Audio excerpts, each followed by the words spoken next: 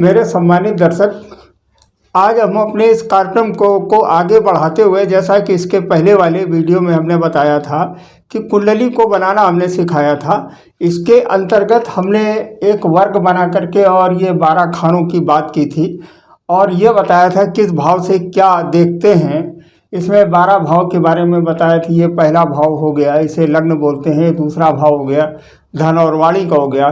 तो पुनः एक बार जो दोहरा देता हूँ कि ये हमारा पहला भाव है। ये 12 भाव हमने बताया था और इसके बाद में एक बात और बताई थी कि अपनी ही कुंडली से हम अपने परिवार के, अपने रिश्तेदारों की कुंडली को कैसे देखते हैं। ये बहुत बड़ी कला होती है। तो आज हम इसके बारे में चर्चा करेंगे। तो हमने जो इसके पहले वाले वीडियो में बताया था, थोड़ा उसके बारे में हम पुनः एक बार देख लेते हैं ताकि आप याददाश्त ताज़ा हो जाएगी, मेमोरी ताज़ा हो जाएगी। मित्रों, ये हमारा लग्न, ये पहला भाव है। इस भाव से हम फिजिकल फिटनेस देखते हैं, शारीरिक लंबाई चौड़ाई हम देखते हैं कि व्यक्ति जिसका जन्म है, जिसकी ये कुंडली है, वो उसमें अगर यहाँ पर 7 नंबर है तो इसका मतलब तुला लग्न है। तो तुला लग्न की रूपरेखा कैसी होती है? चेहरा चपटा होता है, रंगोरा होता है और इसके बाद में लंबाई 5 से 5.5 फुट से ज़्यादा होती है, बाल घुंघराले होते हैं। इस तरीके से हर लग्न का एक अलग अलग स्ट्रक्चर है। तो यहाँ से यहाँ पर जो नंबर लिखा होता है, जैसे यहाँ पर 1 नंबर लिखा है, ये मेष लग्न हो गई। तो मेष लग्न का जो स्वामी है ये मध्यम कद का व्यक्ति होता है। अब तो हम इस संदर्भ में ज़्यादा चर्चा नहीं करेंगे। इसके बाद में हम फिर बताएंगे कि किस लग्न से क्या होता है। आज का हमारा जो विषय है, जो हमने थंबनेल में लिखा है कि अपनी कुंडली से अपने हम रिश्तेदारों को, परिचितों को हम कैसे करें, इसमें हम एक सिद्धांत लगाएंगे, भावत भावेश। महर्षि पाराशरी जो ज्योतिष के प्रकांड विद्वान थे, जिनके ग्रंथ पर पूरी ज्योतिष विद्या को हम आगे बढ़ाते हैं, तो इनका एक सिद्धांत है भावत भावेश। उस सिद्धांत को हम लगाते हुए इसी के संदर्भ में बात करेंगे। लेकिन उससे पहले हम ये देख लेते हैं कि इससे हम बॉडी स्ट्रक्चर देखते हैं। ये जो भाव होता है, दूसरा भाव है ये, इस भाव से हम वाणी और धन की स्थिति देखते हैं तथा वो परिवार हम देखते हैं जिस परिवार में जन्म होता है। यहाँ से पराक्रम देखते हैं और छोटे भाई को भी हम यहाँ से देखते हैं और छोटी मोटी यात्रा भी यहाँ से देखी जाती है। ये जो चौथा स्थान है, ये केंद्र स्थान है। ये केंद्र हमारे 4 हैं, 1, 2, 3 और 4, माने पहला, चौथा, 7वां और 10वां।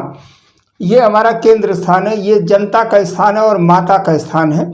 यहाँ से भूमि, भवन और वाहन देखते हैं और ख़ासतौर पर सुख देखते हैं कि इस व्यक्ति को यहाँ से कितना सुख मिलने वाला है, इसके बारे में हम बात करते हैं। ये 5वां स्थान है, ये पंचम स्थान, ये शिक्षा का स्थान है और ये संतान का भी स्थान है। यहाँ से डिग्री वाली शिक्षा देखते हैं, हमने पहले दिन बताया था। और यहाँ से हम उस शिक्षा की बात करते हैं, यहाँ से ज्ञान की बात करते हैं कि आपकी व्यक्ति कितना ज्ञानी है। तो यहाँ से हम इस शिक्षा देखते हैं और साथ में संतान देखते हैं। और ये स्थान प्रेम का भी स्थान है। ये जो 6वां स्थान है, ये परिश्रम और नौकरी का स्थान है। यहाँ से परिश्रम देखते हैं और नौकरी देखते हैं, साथ में शत्रु और मुकदमा भी देखते हैं। ये बहुत ही ज़रूरी स्थान है और यहीं से व्यक्ति, आदमी अपने मतलब जीवन में उन्नति और अवनति यहाँ से तय होती है। अगर शत्रुओं की संख्या ज़्यादा है, कुछ ऐसे शत्रु होते हैं जो छिपे हुए शत्रु होते हैं, जिनके बारे में पता ही नहीं लगता है, वो बड़े खतरनाक शत्रु होते हैं। इस स्थान से हम पत्नी को देखते हैं। ये आप हो गए और ये आपकी पत्नी हो गई, माने ये लाइफ की पार्टनर हो गई। और इस स्थान से पार्टनर भी देखते हैं। अगर आप कोई बिजनेस कर रहे हैं तो यहाँ से हम बिजनेस पार्टनर भी यहाँ से देखा जाता है। ये हमारा केंद्र स्थान, ये भी बहुत ही आवश्यक स्थान है कि अगर व्यक्ति की पत्नी का नेचर, यहाँ पर जो राशि होती है उससे नेचर और उससे स्वभाव तय होता है और ये यहाँ से देखा जाता है। ये बहुत ही आवश्यक स्थान है। अगर पत्नी अच्छी नहीं है तो जीवन नरक है। यहाँ से हम आयु देखते हैं और आयु माने यहाँ से हमारा जन्म हुआ तो आयु कितनी हुई, तथा मृत्यु का प्रकार देखते हैं कि किस तरह से व्यक्ति की मृत्यु हुई। ये हमारा भाग्य का स्थान है और साथ ही धर्म का स्थान है कि आदमी आस्तिक है, नास्तिक है, जातक, ये यहाँ से देखा जाता है। ये 10वां स्थान ये हमारे कर्म का स्थान है। कर्म का माने जीविकोपार्जन के लिए हम कौन सा काम करेंगे वो हम यहाँ से देखते हैं। साथ में सम्मान का भी स्थान है। सूर्य इस स्थान में बलि होता है, तो सूर्य चूंकि सम्मान का कारक है, तो इस स्थान से हम ये भी देखते हैं कि हमारा सम्मान हमें कैसा मिलेगा, कितना मिलेगा। और यहाँ से लाभ देखते हैं, और ये बड़े भाई का भी स्थान, और यहाँ से व्यय देखते हैं, तो और साथ में परलोक का भी स्थान है, और ये व्यय का भी स्थान है। मित्रों, ये तो इसके पहले वाले वीडियो की बात हो गई, इसे हमने पुनः रिपीट किया है आज। अब जो हमारा आज का टॉपिक है कि हम अपनी ही कुंडली से अपने परिवार के बारे में हम कैसे जानें। तो आइए शुरू करते हैं। एक सिद्धांत है भावत भावेश, मतलब भाव से भाव। माने ये देखिए, यहाँ से थोड़ा सा ध्यान दीजिए, ये आप हो गए, यहाँ से 7वां आपकी पत्नी हो गई। इस भाव से भाव ये आपकी पत्नी हो गई। ये आपका छोटा भाई हो गया। यहाँ से अगर इसको लग्न मान लें, यहाँ से 7वां स्थान गिने, 1 2 3 4 5 6 7, माने इस स्थान को छोटे भाई की पत्नी हो गई।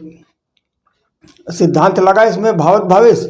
ये आप हो गए और ये आपकी पत्नी हो गई, ठीक है। ये आपका छोटा भाई हो गया, और यहाँ से 7वां से, यहाँ से अगर हमने काउंट किया 1 2 3 4 5 6 7, ये आपकी पत्नी हो गई। और यहाँ से छोटा भाई हो गया, यहाँ से काउंट करते हैं 1 2 3 4 5 6 7, ये 9वां स्थान जो है, माने आपका 9वां स्थान और आपके छोटे भाई की पत्नी का स्वभाव, पत्नी का नेचर, ये भावत भावेश, ये महर्षि पराशर का सिद्धांत है। और ये इस सिद्धांत पर पूरी जन्म कुंडली जो है चलती है। अब देखिए, ये आप हो गए। अब दूसरे, अब हम घर परिवार की बात करते, ये आप हो गए, ये आपका घर हो गया, ये आपकी वाणी हो गई, और ये आपका घर हो गया। ये आपकी अगर पत्नी को लग्न मान लें तो यहाँ से दूसरा, माने यहाँ से लग्न से दूसरा हो गया, तो यहाँ से पत्नी से दूसरा, ये 8वां स्थान ये आपके ससुराल का स्थान हो गया, और साथ में पत्नी की वाणी भी हो गई।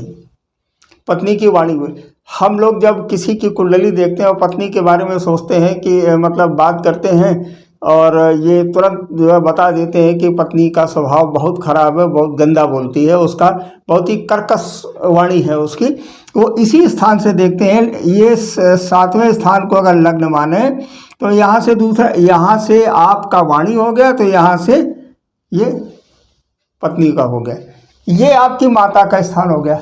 हम प्रमुख रिश्तों की बात कर रहे हैं, रिश्ते तो बहुत हैं, प्रमुख रिश्तों की बात कर रहे हैं। अभी मैंने छोटे भाई की बात की, फिर इसके बाद में पत्नी की बात की, पत्नी के ससुराल की बात की।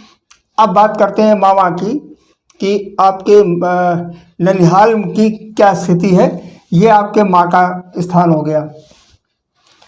यहाँ से माता को भी हम देखते हैं, इसके अभी मैंने बताया है 2 मिनट पहले।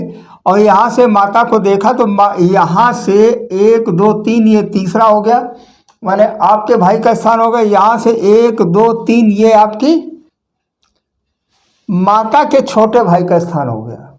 देखिए, भावत भावेश से यहाँ सिद्धांत लगा। इस भाव से तीसरा ये आपके छोटे भाई का स्थान, और माता के स्थान से तीसरा, माने आपका जो छठा स्थान है वो आपके छोटे मामा का स्थान हो गया। तो हम लोग जब किसी व्यक्ति की कुंडली सामने आती है तो ये बता देते हैं कि ननिहाल में तुम्हारे कोई नहीं है, या मामा है तो उनका स्वभाव अच्छा नहीं है। ये इसी स्थान से देख करके जो है बता देते हैं। तो यहाँ पर भी भावत भावेश सिद्धांत लगा, माने माँ से तीसरा 1 2 3, ये तीसरा, माने आपका छठा, और चौथे से तीसरा ये आपके मामा का स्थान हो गया। तो यहाँ से ये छोटे भाई की बात हुई, यहाँ से छोटे भाई की बात हुई, और यहाँ माता के स्थान से ये छोटे। अब अगर बड़े मामा की जो है बात करें, भाई मामा छोटे हैं या माँ से छोटे हैं या माँ से बड़े हैं, तो यहाँ से आपका 11वां बड़े भाई हो गए। तो यहाँ से माता के स्थान से जरा 11वां गिनते हैं, 1 2 3 4 5 6 7 8 9 10 और 11, माने दूसरा स्थान, ये आपका दूसरा स्थान। और माँ के ये आपके बड़े मामा का भी स्थान है। तो मित्रों, एक व्यक्ति की कुंडली से अभी देखिए हमने कितने रिश्तों की बात की। अभी मैंने पत्नी की बात की, छोटे भाई की बात की, और माँ के छोटे भाई की बात की, और माँ के बड़े भाई की बात की, माने आपके छोटे मामा की बात की, और आपके बड़े मामा की बात की। अब बात करते हैं आपके जो बड़े भाई हैं, इनकी पत्नी तो ये 11वें से काउंट करिए, 7वां, 1 2 3 4 5 6 और 7, माने पंचम स्थान। माने इस स्थान, ये आपके बड़े भाई का स्थान, यहाँ से 7वां, ये पंचम स्थान, ये आपकी भाभी का स्थान हो गया। ठीक है, तो ये अभी मैंने छोटे भाई, बड़े भाई, मामा और इन लोगों की बात की। मित्रों, ये एक सिद्धांत है, भावत भावे सिद्धांत लगता है।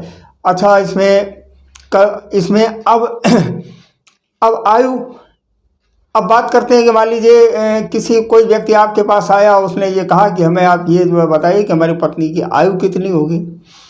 तो उस व्यक्ति की आयु यहाँ से देखते हो, यहाँ से 8वां स्थान हो गया, तो पत्नी से 8वां स्थान जरा काउंट करिए, 1 2 3 4 5 6 7 और 8, ये 8वां स्थान, माने आपका दूसरा स्थान, ये पत्नी की आयु का दूसरा स्थान।